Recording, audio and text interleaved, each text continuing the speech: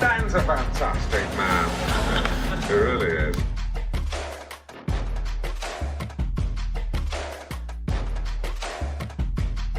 Ladies and gentlemen, please welcome. What's going on, everybody? It's Dan French. It's Saturday, so it's the French Workbench here at 10 a.m. We hit it. Holy right on the moly. nose, baby. Can't believe 10 it. a.m. We actually started on Yeah. time. No technical problems. Oh, yeah. If you guys, this is the first time you're tuning in, this is the most real behind-the-scenes information regarding financing, real estate, money talk, entrepreneurs going on here in Las Vegas. And also, if you guys like the content, please hit the like button. Also, subscribe to the channel. We have a full studio of people in today to give all their input.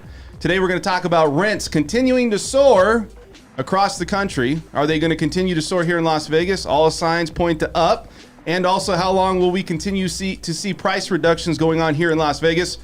Starting to see prices come down in certain pockets here in Las Vegas. Maybe that's your opportunity.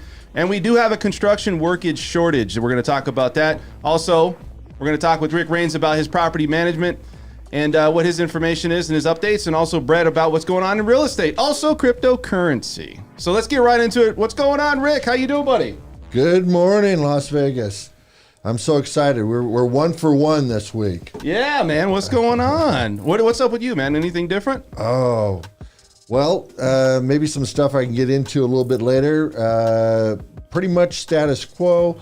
Had a plumbing leak at the house, got it taken care of, and that actually fits into what some of you homeowners or property owners need to know. Yeah. But we're good. Anything going on that's new that you've seen in Las Vegas that you want to bring to the audience out there? I don't have anything new, but I'm so focused on just, Nothing really happens on in my this business. On my business. I brought up some stuff with the big guy Brett over here about Bitcoin, and that Miami is starting their own Bitcoin. So. Welcome to Miami. Starting their own that's my favorite place. their own currency, yeah. In a sense, yeah. Mr. Columbia, Brett Ginny over here. What's going on, buddy? How are you? Yeah, cacarocha. Anything new with you? Not much, man. Got 2 accepted offers yesterday. Oh, look at Rolling you. to the weekend, all stacked and ready to go. That's why you're so pumped up today, man. No, wonder. Yeah, they were both under 400, so man, Nice. it took some work, but we got it done finally. Nice. Yeah. And we also have Esmeralda Lucia. What's going on, Ezzy? Hey, everybody. Is that what you go? You go by Hola. Ezzy or Izzy, or what is your nickname over here? They call me Ez. Yes. Ez? Yeah. As- Oh, okay. So But you can call me Izzy. I mean, people call me Izzy. Izzy's never too busy for you. Oh, I know the slogan. right there. He's look at- never too busy. rap star over here. That's yeah. right. No. Right. We also have Cody back. What's up, Cody? Man, How's it going? Good. How dude? What have you been up to? Good to be back. Just been busy. A lot of new development going on. These new subdivisions are kind of booming, so the high-end market's as high as it's ever been. And Yeah, I noticed that. Now, you guys do a lot of high end. Now, man, you guys, I heard you guys have some high end people, obviously, that have pools that are worth more than Very, pretty very much expensive, so. right? Yeah, we won't. Yeah. Yeah. I mean, Well, what do you yeah, think the get it high, right. like, because we were talking and there's like a pool that's pretty extensive as far as like how big it is and also the cost. What is the average pool that somebody puts in over there, would you so think? average-wise, it really depends on the client, but most of the time we're probably somewhere around the $300,000 to $500,000 pool, which generally Oh, go on wow. these That's houses. like somebody's Bro, house, man. that's starting price. yeah. That's my house. No, just Yeah. So Well, guys, I mean, you got to do it with the homes. No, I it's- mean, yeah, it's a mute point, dude. It's like I have a Porsche. Well, it's an expensive oil change. Well, yeah, dude, I own a Porsche, so It's like skipping leg day. yeah, exactly. That's my next car. that's a great analogy. Skipping leg day. So listen, we're going to talk a little bit with Cody about shortage for construction workers. Now, you got a lot of people that do new homes. I'm not sure you guys are going through that same process, but we are seeing that, and I want to talk with you about it. And maybe you're seeing others, maybe your competitors going through the process. You do a lot of high end, so I'm sure you guys can get people there for the most part. But there's a lot of builders out there that's maybe coming into a position where they're short of construction workers and just working staff altogether, right? We're definitely seeing a shortage in workers, but we're also seeing it where with some of like, say, the window companies, where we're starting to see some big lead times, it's because they're having shortages as well. It's not just out in the field where these guys are doing the installs. It's also with where we're getting the products from. Where are you getting it from? Yeah. So, okay, guys, let's get back into what we're going to discuss. I'll talk with this. We'll be talking about this a little bit later in the show. So let's first talk about the topic I want to talk about, which is we're starting to see pockets where you're seeing price reductions. Now, when you look at where we're at with all these price reductions, I want to bring this up. So we have a graph here, and we're starting to see, this is a graph from year to date, right? From start in January to November, we're seeing a graph that shows a lot more month, or not a lot more, but we have an extra month of inventory, month supply, right? So Well, now almost doubled from last right, month, right? and so Yeah. so you're seeing this now. The other thing I want to bring up about Was this, that the GLVAR yeah, website? this is through CoreLogic. Now, Okay. here's the other thing I want to bring up for you guys. So when you're looking at this price point, this is Henderson, okay? The price point for Henderson right now, cost per square foot is $264 cost per square foot. Now, the big thing to look at here is that you're seeing price decreases, right? Double digits. It looks like 36% double digit for Henderson. The average median price home is going to be $535,000. Now, this is in Henderson. Now, if you keep going over, this is going to be Summerlin. Summerlin's very desirable. It's the most desired place, I would say, that anybody wants here in Las Vegas. We all agree, right? I mean, Yes. everybody knows that Summerlin's crazy, right? As Yeah. far as so, their median list price is $789. The median price of new listings $599. Their cost per square foot is $350. Now In Summerlin? In Summerlin. Yeah, that's now about listen. right. We have pockets though. We just went and looked at a new home. We did a home tour that was what 310, 314 square feet. Yeah. So it was something like that. So 310 Well, the square foot? yeah. For- You mean okay. the one for you or the one I looked at, The took one a that look you at- d- yeah. Yeah. So they were Brett, he's Go ahead. like, yeah. Just to put this in perspective, $350 a square foot is where a nice high-end custom home was pre-COVID. Yeah. You could build a Really? a very nice custom home. For Isn't that $350 amazing? a square That's crazy. So you go back and we're That's looking crazy. at this. 33%. You look at it, Las Vegas and Summerlin. There's a 33% decrease in price. Now that doesn't mean you're not going to still pay at list. It just means that these sellers were just out of their mind a little bit as far as looking at this market. Yeah. You're starting to see a slowness, and now you're seeing a drop. Dude, Okay, and this is across the board. $350 a square foot. I remember in the foreclosure days in 2010, 2011, Yeah. you could get a house in the Ridges that was 2 years old, 3 years old at the time. If it was $350 a square foot, Right. People were like, "Oh my God, they just paid $350 a square foot." That was in the Ridges. Now it can, listen, I mean, that's I your love the average. Ridges. It continues like to 10-year-old be- home in Summerlin now. It continues to be a strong seller's market, but what this is showing to me is that we're starting to see a market come down. Now, if you look at the year to date, we're about 18% of increase as far as home appreciation. What people are saying is that inventory shortage is going to contribute to the properties not appreciating as fast as they did, let's say, in going into 2022.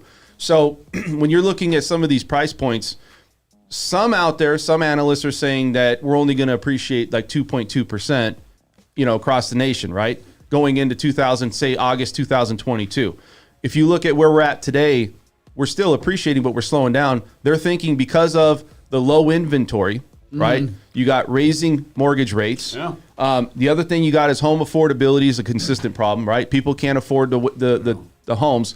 So we're going to see a slowdown. Now, is that going to be different? Is Vegas not really following the same options as far as that going? And you're going to see, are we going to continue to see maybe price reductions going on in Vegas, or is this just a short-term I period? think as long as there's a low supply on the market, anything below 500 that's a decent home is going to have no problem selling and going to have no problem selling full price.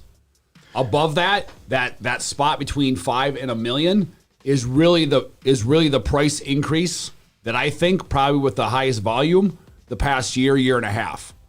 Yeah. So the 300 average price became a 450 average price point. I think that the slowdown is going to continue. We're still going to have slight appreciation, but I think Vegas is what Dan's always been saying. We sit in a unique situation in that we're a metropolis, but we're not a big metropolis.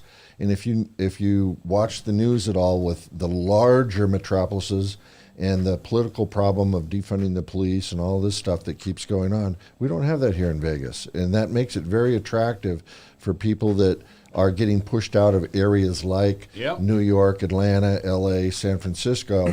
So from that standpoint, we'll continue to have additional demand, and that's going to help hold prices up or have. And even with things going up like they did in prices, from where those people are coming from, it's still really cheap to live here. Right. let alone what you're saving in taxes compared to like New York City. Yeah, state tax. So they also notice this is kind of the big, I wouldn't say transition. I would say it's the big expansion. This is what they're saying, right? This is some of the data out there. So there's some analysts saying that we're going to really slow down. Now, the prices of homes aren't going to drop, but the demand is going to be there, but there's not going to be enough inventory.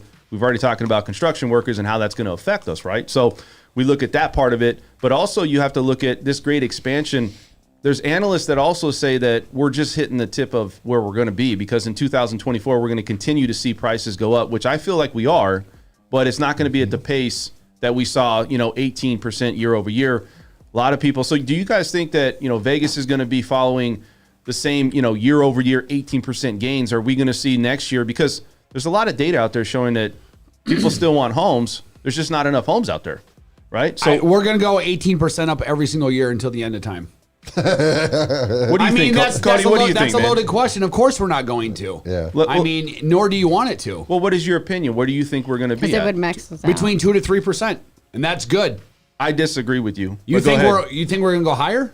It'd No, be about 5%. I think we're going to be probably closer to 10%, and then we're going to slowly come down. For this For home prices, upcoming year? home prices continuing to go up. Yes, I do. I feel like we're going to continue. Is it going to be like it I was hope, last man. year? Yeah. No, but I feel like it's going to continue. Why? Because we still have out-of-state buyers, and we also still. The only thing that's going to hurt us is if rates go up, and if the shortage really becomes a serious problem. I know it's, but you're looking at month supply right now, right? Month supply is showing that we have properties on the market and it's expanding. What do you think, Cody? Well, I guess I'm going to answer your question with a question. So You can't do that. Just kidding. with the people that are coming from these other markets, the New Yorks, the Georgias, the Californias, how many of these people end up having buyer's remorse and end up going back to where they came from because they miss home? How much does that affect? I don't know yet. Now we have right now we have this huge backlog of how many houses Yeah. we need, right? And this huge shortage. But when these people relocate, not everybody's going to stay where they went. That's Honestly, I think it was a whole lifestyle change for most of them, so they're not going anywhere. okay. I can definitely see that. Because it wasn't just Well, listen, Zillow came transit city type of. I think moving, it's second you know? homes too, though, like vacation homes that they needed Yeah. for tax purposes. Yeah. There was a lot of that. I know, like 5 or 6 NFL players. That's what they did. Well, here's the other thing that's going to drive the market. So Zillow's saying that we're going to come into more of a balancing market now, meaning you're going to have equal sellers and equal buyers. Now, that might not be here in Las Vegas. Now, one thing about Las Vegas, too, which is going to keep pushing these prices up, is you got big corporations and big hedge fund investors and investors in general buying properties to rent them out in an abundance. And Las Vegas was on that list of one of those desired locations where they're buying these properties, even though they think people think like, oh, well, it's overpriced. It doesn't matter, like you said. So that with buyers going on with hedge fund investors and investors coming in buying investment properties and people still moving from out of state, I can't see why this would actually go to this level where we only have a 2 to 3% gain next year. Because I think that the amount of volume of homes coming on the market is going to increase more and more steadily. Not jump from here to there out of nowhere, but more and more steadily. And I think that interest rates are going to continue to go up. So I think below 500,000 is still going to be full speed ahead. But I think that the half between 5 to maybe 1.1, 1.2. Yeah. And then 2 and above is a whole different, we've already had that's going to go skyrocket. Zillow came out and said that we're going to appreciate as a nation 31% all the way up to 2025. Now, this is data that they're collecting. This is something We're going they to put out. increase another 31%. Home appreciation in value will increase up to 31% from now until Zillow? 2025. So you kind of know my thoughts on 10% Zillow. per year. 10% per year, and that's where I come in. Now, Vegas might be it might be the outlier because everybody knows Vegas wants to come. They have a lot to offer here. There's no shortage of demand as far as people wanting to buy a home here or live here, right? Even if it's a second home, investment property, whatever it is. We just talked about investors. Also, the migration of second home buyers, right? People want to have a vacation home here, maybe even convert it into a primary residence. So you're seeing a lot of this information out there through some of the analysts that, it's all over the board. Now, my thing is, I feel Vegas is going to still be strong. I don't know. The only thing that's going to hurt Vegas is that if we don't have a strong inventory and we continue to see numbers continue to go down where we only have a month and a half supply, that would deter people from actually wanting to come here and buy a home. But Why? I think it's because you got to look at the fact that some people will just get discouraged. Some people will see that prices are continuing to go up, and if they go up at 10 to 15%, then you're going to see people that can't afford these homes. And right now I got people that if they need a loan, you need 3 or 4 people to buy some houses in some cases. Summerlin, right? If you want to buy a home in Summerlin, it's such a premium. You know, everything that you see is the higher cost of home, nothing declining, nothing correcting itself. Even though Zillow's saying that we're going to have, you know, an average of everything's going to even itself out. We have same amount of buyers versus, you know, people that are selling. Is that really going to be the same thing here in Las Vegas? I don't know if that's going to have the same effect. Well, statistically proven through the title company where I work, our regional, he predicted, well, the company predicted through like just title companies that it would be 7 to 8% increase every year. Yeah, but is that where the data? Where's this data come from? So like I'm looking at data that says, okay, this CoreLogic says this, Zillow says this, maybe Redfin says this, and then I try to dissect it and put it all together and maybe blend it. That's kind of a rule of thumb that everybody says like, oh, it's 3%, but it's all about supply and demand, really, and it's about pockets and what area. Let's do this right now. So let's timestamp this video on this date. I'm gonna say between 2 to 4%. And you're going to go. I'll go to 5%. 5%. You're 10. I'm going to say 10 to 15%. 10 to 15. Yeah. Oh, you're going all ballsy on I'm it. going all in. I say 7 to 8%. 7 to 8. What about you? Yeah. I was going to say 7 to 8 as well. 7 to 8. All right. Well, timestamp this. It's we'll see what happens. November. But so you think so from 14th? Going forward, right? We look at this and we look at the problems that we see. So are we going to start seeing more pockets depreciating on value? We already are. Let me say this. Where they're selling their house. Look, we're going to go back to this graph real quick. So we're looking here at, this is Summerlin, right? And so you're looking at Summerlin here. And this is where you're seeing 33% price decrease from where they're started. I think people are starting to get punched in the mouth a little bit and saying, you know, you're not going to get this. You're not going to get the values you're putting this on, on the market. Well, you just told me it was going to go up 10%, and now you're bringing me stats. This market right now, opposite. listen, I'm talking about home prices going up. Right? Yeah. What I'm talking about is these people are listing their home for overvalue, right? They're just saying, hey, I want to hit a grand slam. You might not get a grand slam. It might just be a triple. Right? Because here's what you're seeing is, how do home prices go up? The next listing that comes on the market goes higher than the one before. Right. And as long as you're getting away with it, dude, I'm going to look at it and I'm going to see the last one and I'm going to list mine higher. Yeah. And the next person's going to do it and it's going to keep on going until as long as you can keep on getting away with it. So when no more people are willing to keep paying that exceeded price, then that's when it stops and starts to drop and readjust itself. Well, look, Go ahead. This is just a quick correction in the market. That's all. Agreed. It is. That's all it is. I understand. The same as the stock market. When you get the little the blip going down, and probably by February, just a speed bump. Yeah, by February we're going to be back. The only reason that you're seeing this double-digit drop is because time of year and the COVID-19 bubble is done with. And it's going to pick up again right after the first of the year. I'm going to say one thing to both of you, though. Okay. What if the inventory doesn't get back to where it should be? Meaning, what if the inventory goes down to 1 month supply? We're going to start to see things a little different where people aren't going to be able to buy a home, and therefore you may see a slowness in the market altogether, consistently going into first and second quarter. So what that's going to do, instead of being at 10%, it's going to be at 5%. So because you're not going to have the demand there because the people can't afford it. So now you're going to have to rely more on what you said earlier, people coming in from out of state, and that's what's going to keep it at a reasonable rate. What about investors? Right? What about people that are coming in and so even in Summerlin, they're paying a premium for this? Your argument is that that's going to make less buyers?